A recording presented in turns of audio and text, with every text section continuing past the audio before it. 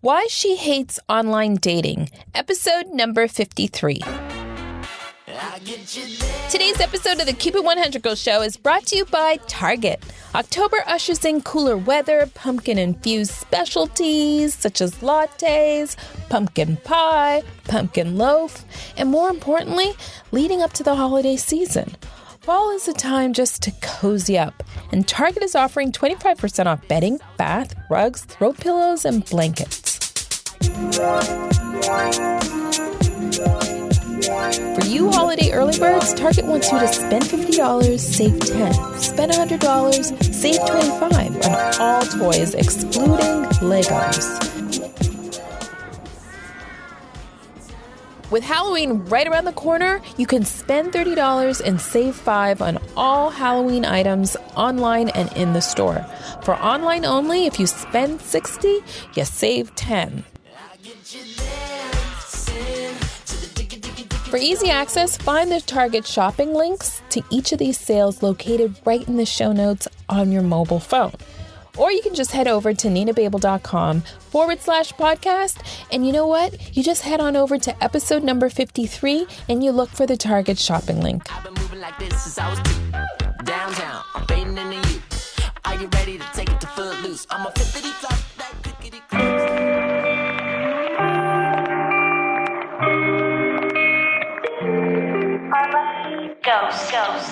Ghost.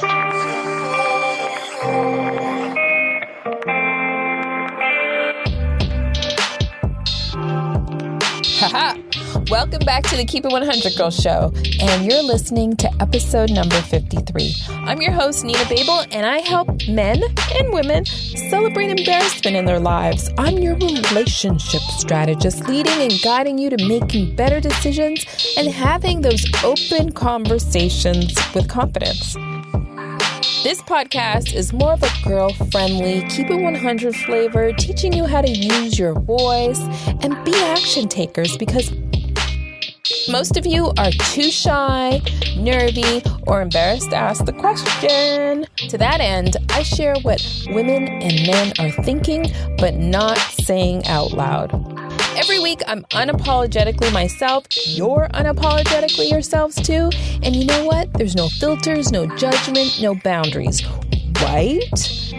That's what Keep It 100 is all about. It's real, it's raw, and it's grown talk. We women, we tell the truth, nothing but the truth, even if it's totally embarrassing or super cray. Girly Nation, are you ready to keep it 100? My hand is raised. How about yours?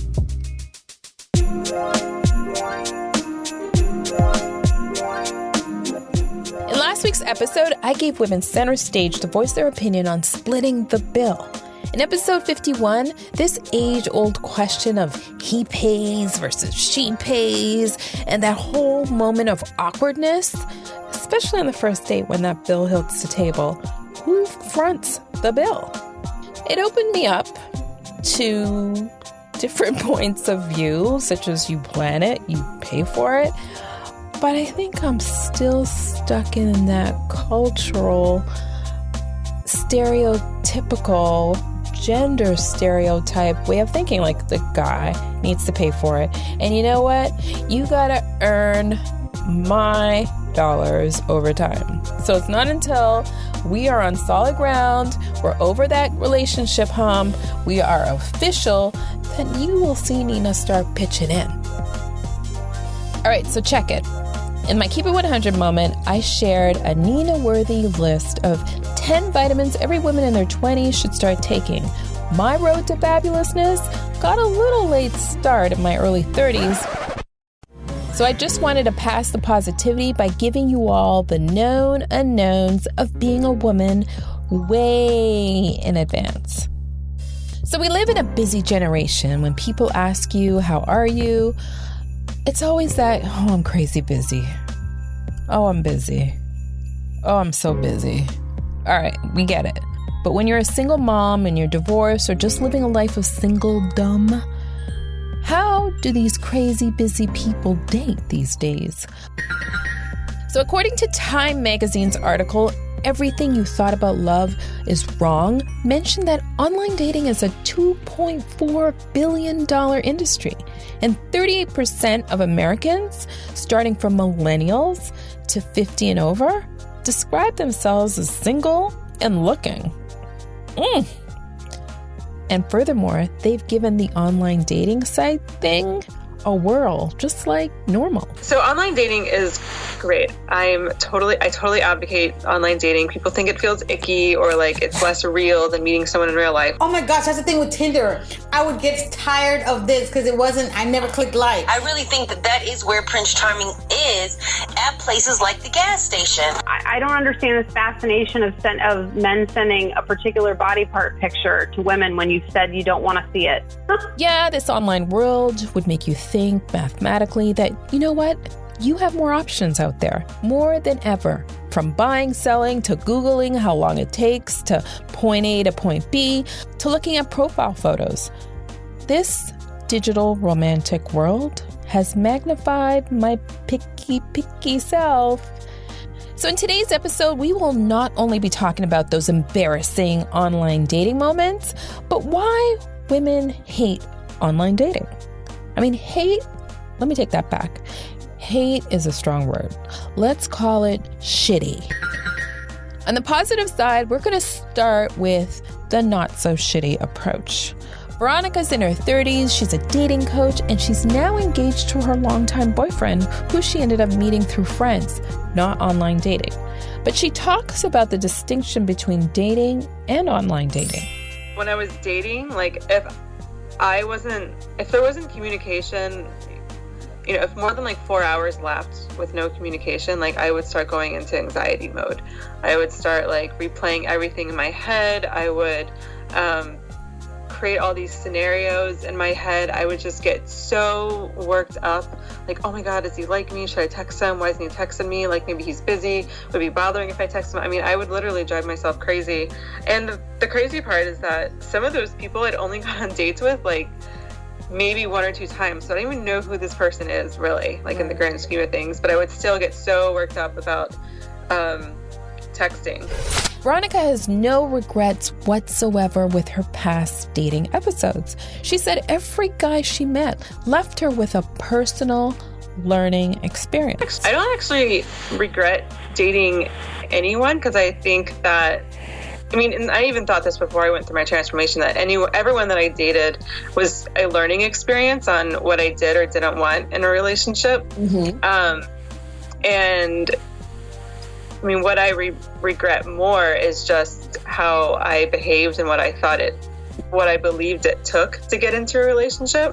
But I don't really, there's no one that I'm like, you know, of course there's people like, oh, like I was a jerk, but still, it's still a learning experience of like what I could have done differently. Maybe I could have just said no to the second date instead of saying yes. Right. So yeah, I don't have too much regret in my life generally, but not in my dating life either. As a dating coach and advocate of online dating, Veronica sees online dating as another modality to meeting people. She cautions both men and women not to burn out from the whole dating scene, right? Because oftentimes there's sensory overload from multiple dating apps. We're swiping, we're texting, we're checking out profile photos, we're responding. It's a lot. I totally advocate online dating. People think it feels icky or like it's less real than meeting someone in real life, which I don't agree. Like we live in an internet age. It's just another modality of meeting people, just like going to a bar or signing up for like, I don't know, like art class or something. Mm-hmm. The problem that people run into, and this is what I see a lot with my clients and just my friends and stuff, is, well, there's a couple things. One, it's really, really easy to get into the all or none type of mindset. Like, okay, I'm dating now, so they're constantly on Tinder or Bumble or whatever app they're using, and they're just constantly scrolling. Like it's becoming almost an addiction. Like they're wasting their time. They're not getting other stuff they want to get done. They line up like 4 or 5 dates or even more in a week and just totally burn out, and they're exhausted. They don't meet anyone because they're burned out and they're just exhausted. So they're not even like in an emotionally good place to be meeting a potential partner. And they just get really jaded and they just say, oh, I'm just going to work on myself. I can't do this dating thing anymore. And then they kind of like turn into a hermit and they're not really working on themselves. So they're really just eating a bunch of ice cream and watching Netflix for like 2 weeks. And they're like, okay, it's time to get back out there. And they like, overload into the same cycle. So I see that a ton with online dating. Look, there's nothing worse than a feeling like you're undergoing an interview just for a relationship. It's really easy if you're not careful for it to kind of feel like job interviews and like looking at resumes, rather than like, what you actually want in a relationship, and then just finding different types of guys that would fit that type of relationship that you're looking for, rather than looking for the guy. Because looking for the guy, like, you're never going to find your, he does this, he went to this school, he has this kind of job, he makes this much money, he likes to do X, Y, Z. Like, that's probably not really ever going to happen. But what can happen is figuring out, what values and feelings do you want to have in a relationship? Like, do you want your relationship to be adventurous? Do you want it to be like nurturing? Do you want it to be whatever it is? And then just finding people who will match that mold rather than the other way around, if that makes sense. She calls it the list. I refer to it as the checking the box. It's really easy just to go, and I did this too, and I'm totally guilty of it. But it's just like, going through like your checklist and the resume and like, what does he do? How much money does he make? Like, does he like to ski? Oh, he doesn't like to ski. Like, he's out. Kind of more superficial things. So it's all about finding that great match. Feel like you won big, you won the lottery, ching ching. But Veronica gets a high off just a sense of adventure. And she encourages people to find your own sense of adventure with him, or whether it's her and her, or whether it's him and him. It's such a win-win feeling. If you're online dating looking just for travel, then like you might overlook someone who really could be a great match, but like might have like what it is that you really want from travel. They just express it in different ways. My formation. All right, Girly Nation, I'm getting ready to launch 2 ebooks, if you haven't noticed, right? Because I've been plugging it for the last couple of weeks. But more importantly, I'm coming out with version 2 of The Friggin' Truth. And I know you listeners out there have downloaded this ebook, which I gave you a little girl-friendly tips. I gave you some major key alerts, some heads up, and more importantly, some girl high fives. You'd be really surprised what most women get wrong. So this is the deal. You got to be an early bird and get on the list. When you get on the list, you will get notified of the official launch. And this is the next step. You got to send Nina an image of your receipt and a photo of yourself holding the book in exchange for access to exclusive content, you all, such as webinars and a private Facebook group just to start. You got to get on the list first. So grab your pen, grab your phone, and write down this link. You're going to visit bit.ly/get on the list. Is that easy breezy 1, 2, 3?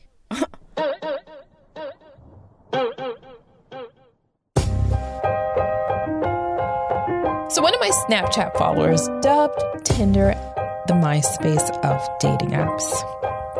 Who would have known? Meaning, it's at the bottom of the barrel when it comes to choosing men and even the selection of choices.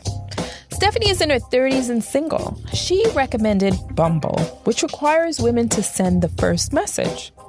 In the next clip, you're going to hear what a woman of color's life of singledom on Tinder or Bumble really looks like. The Tinder I would get guys that like, hey, have you ever been with a white guy? And it's like, listen, dude, this is not the place to live out your fetishes. Although I did think about maybe entertaining it for cash only, but then it's like, that's not who I am. So I get it, but I really think that is where Prince Charming is, at places like the gas station.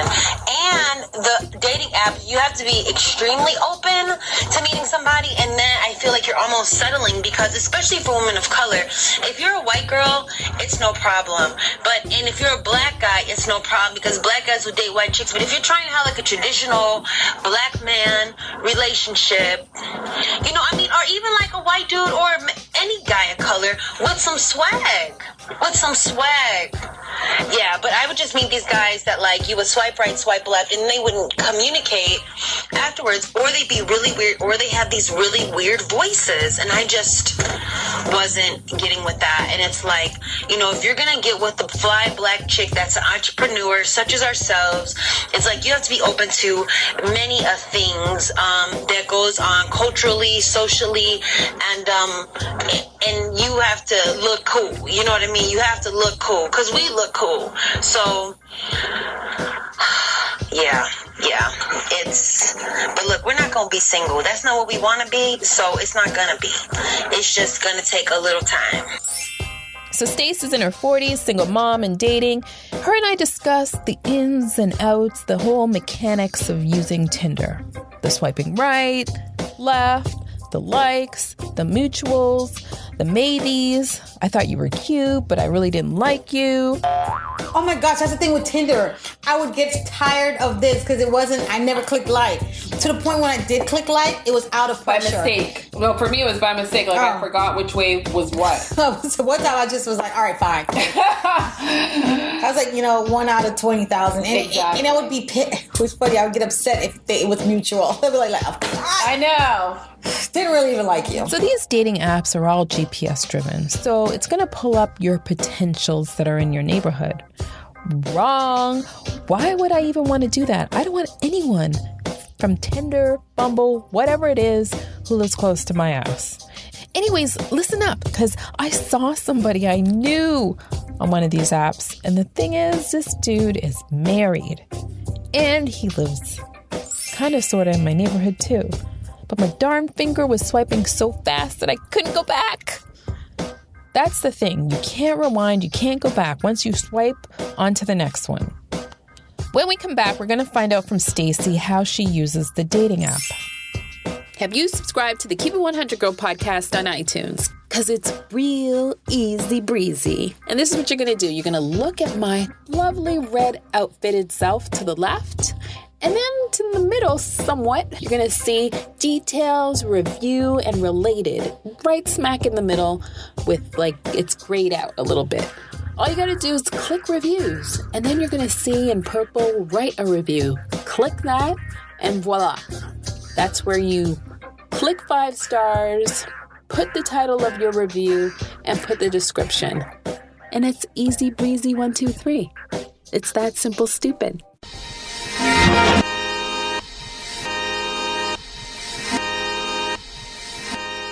Stacey felt the same way I did about using apps close to home. Next, you're going to hear her give the reason why.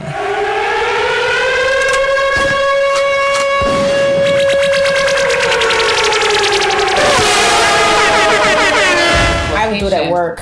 When I was doing it at work, I was freaked out because if I see one of my coworkers on here, I'm going to throw up. Tinder behavior. If you are a text type of person with email a close second and voicemail last, bingo. Tinder is going to work for you because of its immediacy. All users communicate via text rather than email. We were literally at another friend's house. I don't know. And she was sitting there texting her Tinder people. And I was like, what are you doing? She was like, girl, Tinder. And I was just like, that really works? She was like, yeah, go out and lie. But the thing is, I wonder what the people she go out would look like. Exactly. Because I think maybe my standards are a little different from hers. Brian, it has to be. I mean, based on what I've seen. Yeah, I think the thing is, what I'm looking for, she'll accept it. Except less. Physical attraction is our thing. Yeah, I think when you first meet a guy, definitely looks is a big thing. That's what first kind of draws you into the person. And I think everybody kind of has their type, what kind of guys they are more attracted to. And I definitely I think my type is just attractive guys, really. I wouldn't say I have a single type. And I think a nice smile, pretty eyes, somebody who you think is attractive. And for some women, looks is a deciding factor, and others, it's personality, it's intelligence, it's brains, or it's a combination, all of the above. That might score or rank slightly above physical attraction alone. For Stace, physical attraction rules.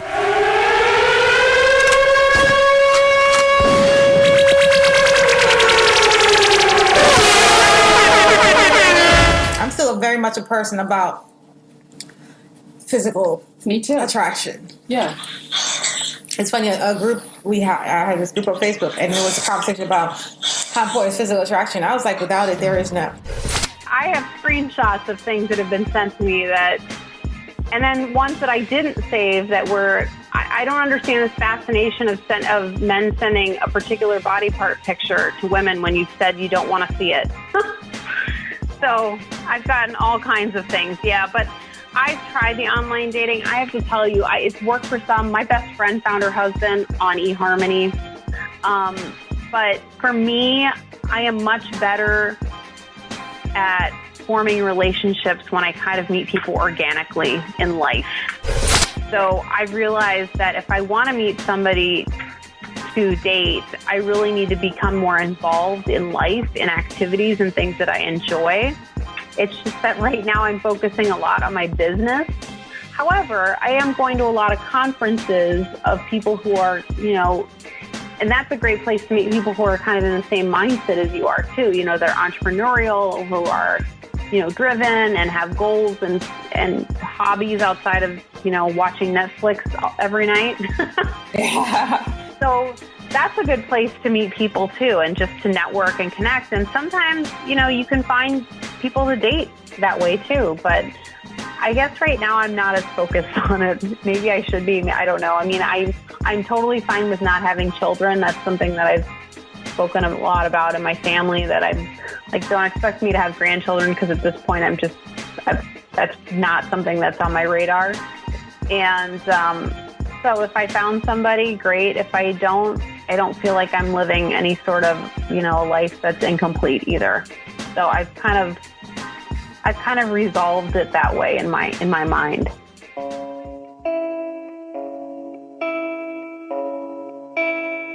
Here's my hang up about online dating. It's awkward, it's aggressive, and weird.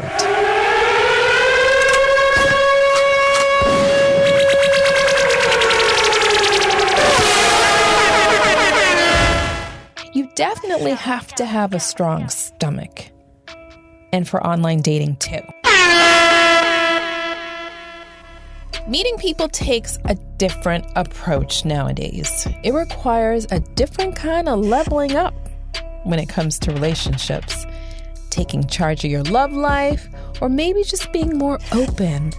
You want to experiment through online dating, especially if you're past that college window. For some of us, maybe it's the entrepreneurs who just are caught up in their home office, they're caught up in a work office space or working remotely and just don't have the opportunity to meet people like they did before. But here are 10 Nina-worthy tips for you to consider if you are pursuing online dating. Number 1, be the best version of yourself. You will be found out, or they will be found out eventually anyway. Number 2, do not respond to the words hang out. Ever. Red flag.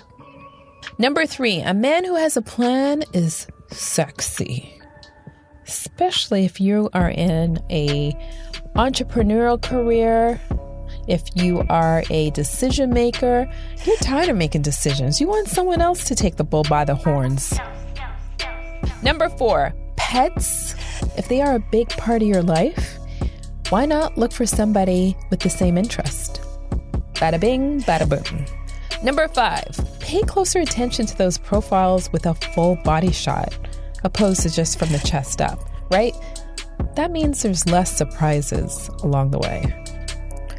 Number 6, be really specific about your interests, right? And you want to test his or her interests with some trivia, just to make sure. Number 7, if he's messaging 30 people at once, you want to exit stage left. Number 8, no nonsense, 0 tolerance for dick pics. until you're official or married people. Number 9, do not answer to sup, hey, or yo as far as the intros go. Classless. Number 10, don't acknowledge, don't answer late night IMs, DMs, texts, messengers, what else is left? Skypes, invites. You have no clue who the frick they are. If that's something you struggle with, or you need an objective, unfiltered opinion when it comes to dating, voila, I'm the relationship strategist. I can help you strategize your love life with confidence and attract like-minded people.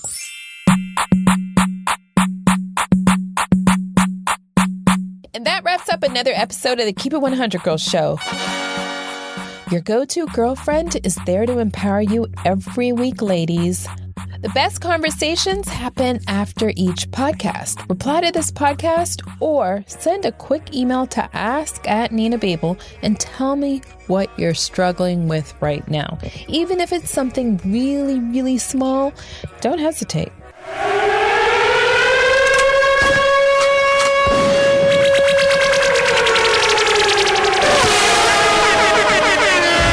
New episodes of the Keep It 100 Girls Show, they drop every Tuesday on iTunes, Google Play Music, Stitcher, iHeartRadio, SoundCloud, and TuneIn Radio. If you like my style, my episodes, then spread the good word. Share my podcast on social. I'm on Twitter, Instagram, Snapchat, and Keep It 100 Girl Facebook page. Use the handle @NinaBabel, and you spell my last name Babe with an L, like hey babe. So if you want to share your story, drop me a line, question, or pitch your own, then hit me at ask@ninababel.com. Smooches!